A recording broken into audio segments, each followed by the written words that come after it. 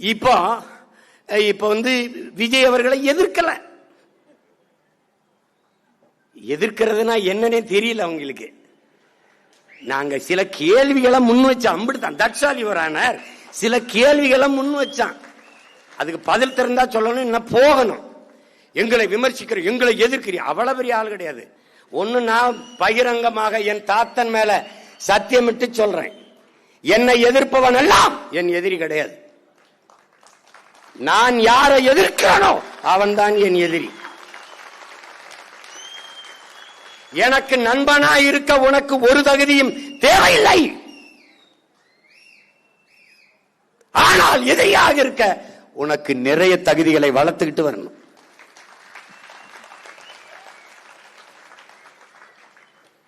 விளங்கா?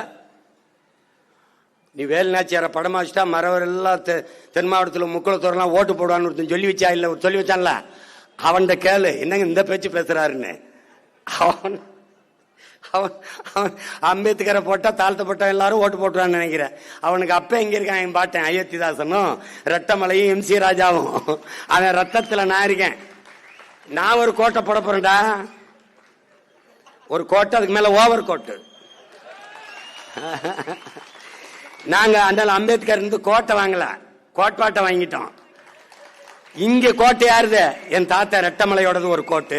அது என்னன்னு அந்த கோட்டுக்கு மேல ஒரு கோட்டு, அது இன்னொரு தாத்தா எம்சி ராஜாவோட கோட்டு. புரியுதா?